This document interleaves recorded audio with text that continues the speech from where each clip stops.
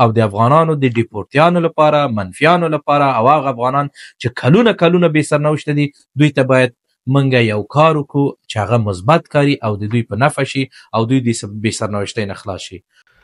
دا مهم موضوع ټول هغه افغانانو ته چې اروپا کې اوسېږي او هغوی د پناهندګۍ او د مهاجرت کیسونه ورکړي دي. تاسو وګورئ د سویډن هیواد یو میاشت وروسته د اپریل د اول نه ځینې داسې قوانین وضع کړي دي چې هلته به د پناهندګانو او د مهاجرینو اوسېدل وروسته له دې نه څوک چې منفیان اخلي یعنې د نه شتون په حساب یې وګڼئ، یعنې دا به نور نشي کولی. اگر چې قوانین دومره سخت کړي دي چې دا خلک دوباره که چیرې غواړي خپل پناهندګي کیس ورکړي نو ډېر به ستونزمن وي چې دوی دلته په سویډن کې اوسېږي. د مثال په ډول یو مثال به زه وایم، ډېر دي، زه به دا ووایم. دلته لیکل شوي دي هغه څوک چې منفي اخلي د هغه نه وروسته به 15 کاله دا هیواد به ترک کوي او بیا به راځي. ښه کله چې هیواد ترکوي بیا یې راوړي دي چې دا خو د شنګن ویزې غړي دي ټول اروپایي هیوادونه، یعنې په دوی کې باید ونه اوسېږي. دا افغان چیرته لاړ شي؟ دا افغانان ستونزې او مشکلات لري. هغه نوي افغانان چې راغلي دي هغوی ته ډېر پاراګرافونه نور اضافه کړي دي، هغوی لپاره هم ځینې شرایط وضع کړي باوجود د دې نه چې دوی خپل قبولیانې هم لري. همدا شکل د آلمان هیواد په پناهندګانو او مهاجرینو باندې قوانین سخت کړي دي او نوي پارلمان ته نوي پیشنهادي قوانین په لاره کې دي چې دوی استه قوانین تغییر کوي. بلجیم، فرانسه او د اروپایي اتحادیې نور هغه هیوادونه چې دوی تیر کال 2023 کې ډیر پناهندګانې دوی ورته کیسونو ته رسیدګي کړې وه او هغوی ته قبولیانې ورکړي ول. په هغه هکله دوی خپل قوانین لا د هغه پسې هم دوی مشکل مرحلې ته وړي او هغه قوانین دوی باندې سختګیرانه حالت ته راوړي، یعنې ډېر مشکل حالاتو ته یې راولي. اوس په دغې حالاتو کې د افغانانو لپاره څه پکار دی؟ افغانان باید څه وکړي؟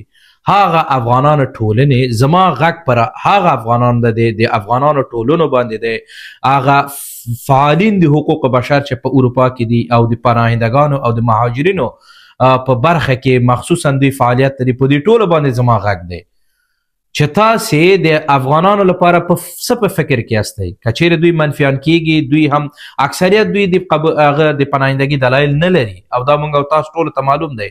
دلته اوس موږ څه باید وکړو؟ زما په نظر دا به ډیر زیات مهمي چې په ټوله اروپا کې د افغانانو ټولنې او هغه فعالین چې د پناهندګۍ او مهاجرت په برخه کې فعالین دي ټول سره یو ځای شي. موږ باید یو حقوقي لیګل اډوکیسي باید وکړو. د اروپا پارلمان ته باید دا غوښتنه وشي چې د افغانانو په هکله باندې استثناءات د په نظر کې ونیول شي. ولې؟ دا افغانان د نورو مهاجرینو سره تفاوت لري؟ بلې هو، ځکه زموږ هیواد فعلا کوم رسمیت نه لري او موږ هیڅ نوع رسمي حکومت نه لرو. او هغه افغانان چې د هیرې نه راغلي دي اروپا ته دوی درخواست ورکوي که چیرې دوی دوباره خپل هیوادونو ته ډیپورټ کیږي دوی د مرګ او شکنجې سره دوی به مواجه کیږي.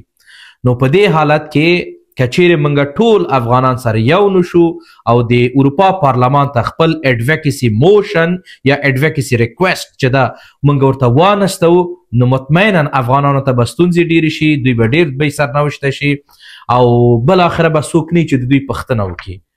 نو زما پیام ټول افغانانو ته دی، مهرباني وکړئ دا پیام شریک کړئ ترڅو د یو حل لارې ته موږ ورسیږو. او تاسې که کوم هر حل مثبته حل لاره لرئ مهرباني وکړئ ما ته په کومنټ کې ولیکئ چې بالاخره موږ او تاسې باید دغې ته اقدام وکړو او د افغانانو د ډیپورتیانو لپاره، منفیانو لپاره او هغه افغانان چې کلونه کلونه بې سرنوشته دي دوی ته باید موږ یو کار وکړو چې هغه مثبت کاري او د دوی په نفع شي او دوی د بې سرنوشتۍ نه خلاص شي. ټولو ته ښه وخت غواړم. الله پامان.